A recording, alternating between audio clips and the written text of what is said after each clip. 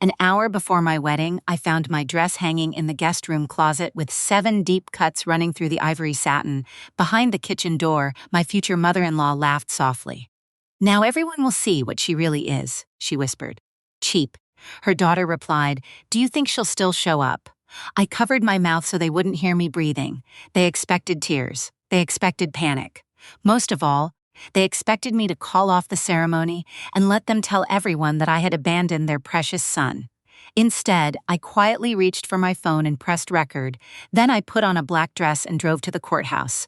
When my fiancé saw me, he went pale, but it wasn't the color of my dress that frightened him. It was what I whispered before we entered the ceremony room.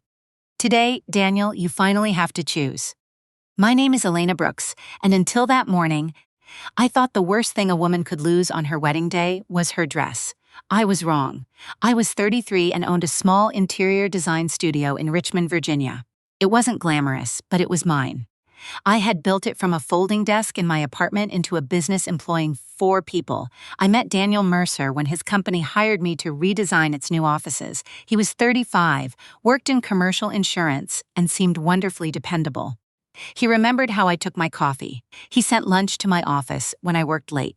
When my car broke down in the rain, he arrived before the tow truck. After years of dating men who treated commitment like a trap, Daniel felt safe. There was only one complication. His mother, Judith Mercer, had raised Daniel and his younger sister, Paige, after their father left. Daniel spoke about her sacrifice constantly. "She gave up everything for us," he would say whenever Judith crossed a boundary. "I can't hurt her after all she's done." At first, that sounded compassionate. Later, I realized it was the sentence he used whenever he was too afraid to tell her no. The first warning came at our engagement dinner. Judith lifted my hand, examined the ring, and frowned. "It's tasteful," she said, though Daniel always imagined something more traditional. Daniel laughed nervously. "Mom, I chose it. With Elena's guidance, I'm sure." Everyone at the table pretended not to hear the accusation hidden beneath her smile. Paige was less subtle. She was 31, recently divorced and living with Judith. During dessert, she asked whether I planned to put Daniel's name on the deed to my townhouse after we married. "We haven't discussed that," I replied. "You should," she said. "A wife shouldn't make her husband feel like a guest." Daniel touched my knee under the table, silently asking me not to respond. That became our pattern. Judith made a cutting remark. Paige supported her. Daniel squeezed my hand and asked me to ignore it. When Judith criticized the wedding venue, Daniel said she was only trying to help. When Paige called my bridesmaids loud and attention-seeking, Daniel said she was struggling after her divorce. When Judith demanded that we replace the menu I had chosen with food her family preferred, Daniel told me it wasn't worth a fight. "Why is avoiding a fight with your mother always more important than avoiding one with me?" I finally asked. We were sitting in my kitchen 3 weeks before the wedding. Invitations, invoices, and sample place cards covered the table. Daniel rubbed his forehead. "You know I'm on your side. Then why do I never hear you say it when she's in the room? Because confronting her only makes things worse." "For whom?" He didn't answer. I should have stopped the wedding then. But love can make intelligent people negotiate against their own instincts. Daniel was kind when his family wasn't around. I convinced myself marriage would change the balance.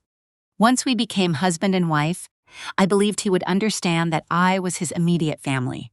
I didn't see the flaw in that hope. Marriage could not give Daniel a backbone. It could only make me legally responsible for living without one.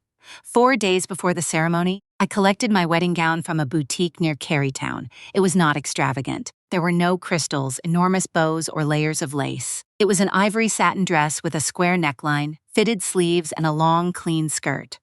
My grandmother had left me a small inheritance, and I used part of it to buy the dress. She had taught me to sew, and was the reason I had chosen a creative career. Inside the hem, I had embroidered a line she used to say whenever I doubted myself.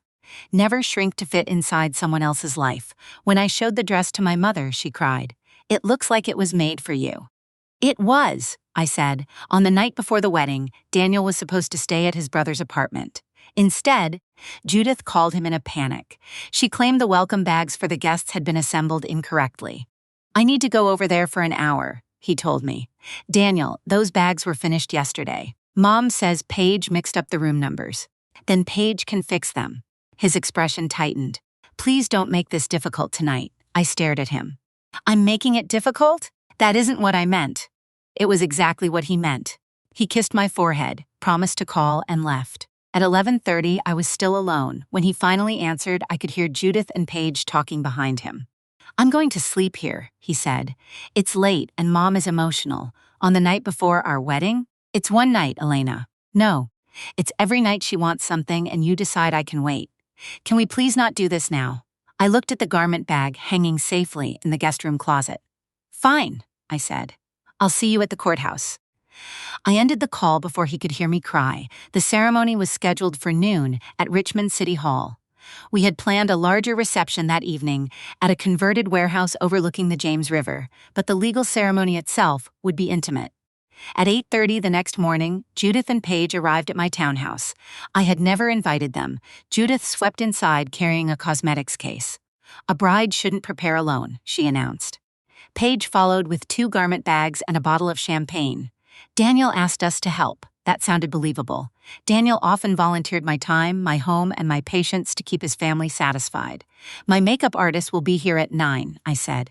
Judith looked at my face. With those dark circles, I hope she brought industrial equipment. Paige laughed. I should have ordered them out. Instead, I told myself I only had to survive a few more hours. My makeup artist arrived, followed by my closest friend, Tessa. But before Tessa could come upstairs, Paige intercepted her at the door and claimed I needed privacy. I did not learn that until later. Judith stood over the makeup artist, questioning every choice. Not that lipstick. Elena looks severe with her hair pulled back. Daniel prefers soft curls. Finally, I raised my hand. Please stop. The room became quiet. This is how I chose to look, I continued. No more changes. Judith's lips formed a thin line. Of course, it's your day. The word sounded like a threat. At 10:15, the makeup artist left. I went downstairs to find Tessa, but she was gone.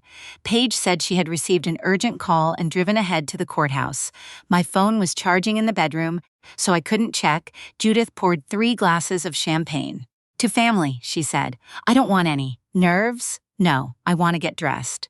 I went upstairs, but when I reached the guest room, the closet door was slightly open. I knew I had closed it. My stomach tightened. I pulled the door wider. The garment bag was hanging where I had left it, but the zipper was open. For one hopeful second, I told myself I must have forgotten to close it. Then I saw a strip of ivory satin lying on the floor. I unzipped the bag. The gown had been destroyed. Someone had cut through the bodice, sleeves, and skirt. The damage wasn't random. Whoever did it had taken time, slicing through every section that might have been repaired. Even the embroidered hem had been cut in half. I stood there holding the ruined fabric while the words my grandmother had taught me dangled in 2 pieces. Never shrink to fit inside someone else's life. A sound came from downstairs. Lauder. I walked silently toward the kitchen and stopped behind the partly closed door. Paige was whispering. You should seen her face when she kept checking the time. She thinks Daniel is waiting for her, Judith replied. What if she wears something else? To her own wedding? With 50 people expecting a bride in white? She'll look ridiculous, Paige snickered. Now everyone will see what she really is. Cheap. Do you think she'll still show up? Either way, we win. If she cancels, Daniel will finally understand that she's unstable.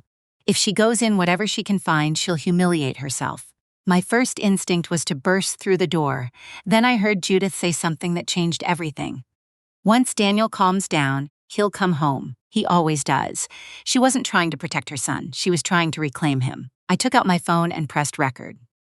Did you hide the scissors? Paige asked. They're in your bag. What about the strip that fell off? It doesn't matter. Elena can't prove who did it. Their laughter was clear on the recording. I saved the file and sent copies to Tessa and my mother. Then I stepped into the kitchen. Both women turned. Judith recovered first. Is something wrong? My dress has been cut apart. Paige widened her eyes. What? The gown. It's destroyed. Judith hurried past me toward the stairs, performing concern so dramatically that it might have been amusing under different circumstances. When she saw the dress, she pressed both hands to her cheeks. How terrible! Paige touched one of the cuts. Maybe the boutique damaged it. The dress was perfect yesterday. Perhaps you caught it in the zipper, Judith suggested. 7 times? Her eyes hardened for a fraction of a second, then she sighed.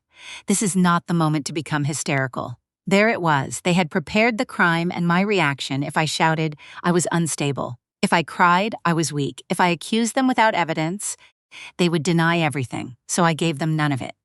"You're right," I said. "There's no time for hysteria." Judith and Paige exchanged a glance. "What will you do?" Paige asked. "I'll wear another dress." "You can't attend your wedding in just anything." Judith said, "Don't worry. I have exactly what I need." I carried the ruined gown into my bedroom and locked the door. For 3 minutes, I let myself collapse. I sat on the floor with the shredded satin in my lap and cried for my grandmother, for the wedding I had imagined, and for the woman I had been when I woke that morning. Then I read the severed embroidery again. Never shrink, I stood. At the back of my closet hung a black, long-sleeved dress I had bought for a design awards dinner. It was simple, elegant, and severe enough to look deliberate. I put it on. I removed the soft bridal makeup and replaced it with clean eyeliner and dark red lipstick. I pulled my hair into the low knot Judith had criticized. Finally, I placed my grandmother's silver earrings in my ears. When I walked downstairs, Paige stared at me. "You can't wear black." "Apparently I can. It looks like you're going to a funeral," Judith snapped. I picked up my handbag. "That is exactly the idea." My phone rang as I stepped outside. "Daniel."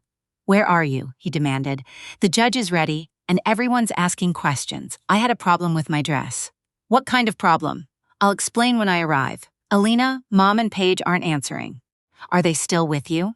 I watched them hurry toward Judith's car. "Yes." "Good. Please don't fight with them today." Even then, without knowing what had happened, his first concern was protecting them from me. "I won't start a fight," I promised. That much was true. The fight had started long before that morning. When our car reached City Hall, guests were gathered beneath the stone portico. Conversation stopped as I stepped onto the pavement. My mother was the first person to approach me. She looked at the black dress, then at my face. "I heard the recording," she whispered. "Where is Dad?" "Inside with Daniel. Please don't say anything yet." Her eyes filled with tears, but she nodded. Tessa hurried over next. "Paige told me you didn't want me upstairs." She lied. "I'm going to tear her hair out." "No," I said. "I need you to do something more useful." I handed her my phone and explained my plan. Daniel was waiting inside the lobby. His charcoal suit fit perfectly, but his face had lost all color. "What happened to you?" "That's an interesting way to ask. I mean the dress. Why are you wearing black?" My gown was deliberately destroyed. Behind me, Judith made a wounded sound. "She's upset," she told Daniel. "The dress tore, and now she's looking for someone to blame." Paige nodded. "We tried to help." Daniel turned to me. "You think my mother did something to it?" "I know she did." He lowered his voice. "Alina, not today." Those 2 words erased the last of my doubt. Not today meant not ever. Not when Judith insulted my work. Not when she tried to control our home. Not when she arrived uninvited. Not even when she destroyed my wedding gown. There would always be a birthday, a holiday, an illness, or a family crisis, making it the wrong time for Daniel to defend me. "Come with me," I said. I led him into an empty consultation room and shut the door. "If your mother and Paige destroyed my dress, what will you do?" He paced once across the small room. "Why are you forcing me to answer this before our ceremony?" "Because I'm about to promise you the rest of my life. I need proof." "If I give you proof, will you ask them to leave?" His silence lasted too long. "Alina, she's my mother, and I am supposed to become your wife. We can deal with this privately after the wedding." "No. I need your answer now." He looked toward the door as if he hoped Judith might come and rescue him from the question. "What do you expect me to do? Throw my own family out in front of everyone?" "Yes," she raised me. "And that gives her permission to destroy my property?" "Keep your voice down." I almost laughed. He was not horrified by what she had done. He was horrified that someone might hear us discussing it. I opened the door. "Thank you," I said. "For what?" "For answering." The ceremony room was filled by the time we entered. My father looked furious. But my mother had kept her promise and told him only that I needed his trust. Judith and Paige sat in the first row. They were smiling again. They believed Daniel had handled me. The judge welcomed everyone and spoke about partnership, honesty, and mutual respect. Each word felt painfully precise. Daniel stood beside me, breathing too quickly. When the judge asked if he freely chose to enter the marriage, Daniel said, "I do." Then the judge turned to me. "Alina, do you take Daniel to be your lawful husband?" I looked at the man I had loved. Part of me still wanted him to interrupt. I wanted him to turn toward his mother and say he knew what she had done. I wanted him to become the person I had spent 2 years believing he could be. He said nothing. No, I replied. A murmur traveled through the room. Daniel stared at me. What? I said no. The judge closed his binder. Would you like a moment? I would like 60 seconds if you'll allow it. I turned toward the guests. You came here expecting a wedding. So did I. Judith stood. Alina, don't make a spectacle of yourself. I looked directly at her. You destroyed my wedding dress to create a spectacle. I'm simply making sure the truth is included. Paige's face went white. Daniel grabbed my wrist. Stop. I pulled free. Tessa, please play the recording. From the back of the room, my voice memo came through a portable speaker. Judith's voice filled the chamber. She'll look ridiculous. Then Paige's. Do you think she'll still show up? Either way, we win. The guests became completely silent. The recording continued. Did you hide the scissors? They're in your bag. Paige reached for her purse, but Tessa's husband was standing beside her chair. She froze. Daniel looked at his mother. Tell me that isn't you. Judith recovered quickly. It's out of context. What context makes cutting up her dress acceptable? Someone called from the second row. Judith pointed at me. She has been trying to turn my son against his family since the day she met him. No, I said. I kept asking your son to build a family of his own. You couldn't allow that. Daniel's eyes were wet. Alina, please, we can fix this. I looked at him. I gave you the recording before we came into this room. Gasps rose around us. Judith turned sharply toward him. You heard it. Daniel looked at the floor. There it was. The truth that mattered most. His mother's cruelty had destroyed the dress. His silence had destroyed the marriage. He knew, I told the guests. And he still asked me to marry him before dealing with it. I was trying to prevent everything from exploding. Daniel said, You were trying to make me absorb the explosion quietly. My father stood, but my mother held his arm. I faced the judge again. I apologize for taking the court's time. There will be no marriage today. Then I addressed our guests. The reception is fully paid for and cannot be canceled. The food will be served at 6 and the bar will be open. Please go and enjoy it. Judith gave a bitter laugh. You think anyone will celebrate you after this? I'm not asking them to celebrate a wedding, I replied. I'm asking them to celebrate a narrow escape. I walked out. Daniel followed me into the marble corridor. Alina, wait. I kept moving. I made a mistake, he said. I panicked. You didn't panic. You followed the same pattern you've followed throughout our relationship. I'll confront her now, because there are witnesses. I love you. I stopped near the exit. I believe you. But love without courage becomes permission for other people to hurt me. I can change. Perhaps you can. But I won't spend my life being the injury that finally motivates you. He began to cry. A week earlier, the sight would have broken me. That morning, it only made me tired. I stepped outside. The rain had ended, and sunlight was breaking through the clouds above Broad Street. My parents drove me home. For the first hour, I felt almost nothing. Then I entered my childhood bedroom, saw the black dress in the mirror, and collapsed. My mother sat beside me while I cried. I loved him, I whispered. I know. What if I overreacted? She took my face between her hands. You didn't walk away because of a dress. You walked away because the person who promised to stand beside you watched his family attack you and asked you to remain quiet. That evening, Tessa sent me a photograph from the reception. Almost every guest had attended. The first picture showed my friends raising their glasses. The second showed my father giving away the untouched wedding cake to restaurant workers and hotel staff. The third showed an empty table where Daniel and his family should have been sitting. I did not feel victorious. I felt free and devastated by the price of that freedom. Daniel called every day for 2 weeks. His messages moved from apology to bargaining. He offered to cut contact with Judith temporarily. He suggested counseling. He promised we could have another ceremony, but even his apologies revealed the problem. I'm sorry everything got out of control. Mom was under a lot of stress. Paige was only going along with her. He could describe the disaster without naming the people responsible. Finally, I answered one call. Are you willing to report the destruction of my dress and tell the police exactly what you heard? He hesitated. Do we have to involve the police? That is your answer. Alina, goodbye, Daniel. I blocked him. With Tessa's help, I filed a property damage report. I did not pursue a dramatic court battle. Judith eventually reimbursed me after her attorney heard the recording and advised her that denial would only worsen the situation.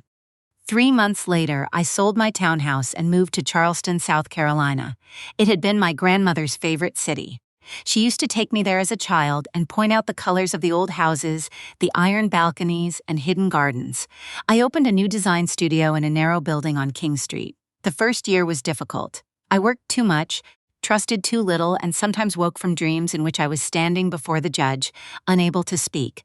But slowly, my life expanded. I designed restaurants, historic homes, and a small waterfront hotel. My work appeared in a regional magazine. I hired 2 local graduates and gave them the kind of opportunity I had once needed. 2 years after the wedding that never happened, I received a package with no return address. Inside was the remaining piece of my ruined gown, the section containing my grandmother's embroidery. Someone had carefully stitched the 2 halves together. Never shrink to fit inside someone else's life. There was a note from Daniel. I found this in my mother's closet. I moved out last year and have been in therapy. You were right about everything. I don't expect forgiveness or a reply. I only wanted to return what should never have been taken from you. I read the note once. Then I placed the repaired fabric in a frame and hung it above my desk. I did not reply. Daniel's growth, if it was real, belonged to him. I no longer needed it to validate my decision. A year later, I met Noah Bennett, a structural engineer overseeing the renovation of a historic theater I had been hired to redesign. Our first disagreement was about a wall I wanted removed. No, he said. I raised an eyebrow. No, it's supporting half the balcony. That is an excellent reason. He smiled. I thought so. What began as professional respect grew slowly into friendship, then love. Noah did not rescue me. He never tried. He listened. He respected my work.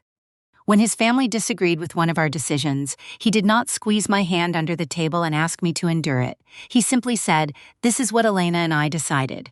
The first time I heard him say that, I had to excuse myself because I unexpectedly began to cry.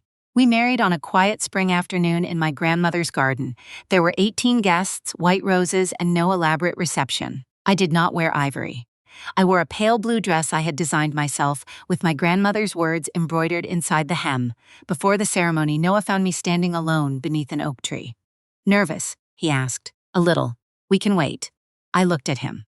What if someone objects? Then they can leave. He said it so calmly that I laughed. During the ceremony, the officiant asked whether I freely chose to marry him.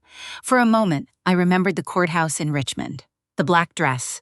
Daniel's frightened face, Judith's voice spilling from the speaker. Then I looked at the man standing before me. This time, no one was asking me to shrink. I do, I said, and I meant it.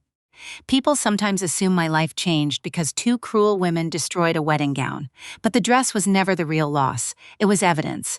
Those 7 cuts exposed every wound I had been pretending not to feel. The insults Daniel minimized. The boundaries he surrendered, and the silence he expected me to accept as peace. Judith and Paige thought destroying my dress would humiliate me. Instead, they gave me one final chance to see the future waiting behind that courthouse door.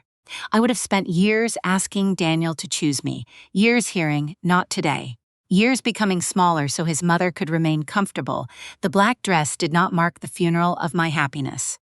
It marked the burial of the woman who believed love required endless tolerance. And when I walked away from that courthouse, I did not leave my future behind. I finally walked toward it.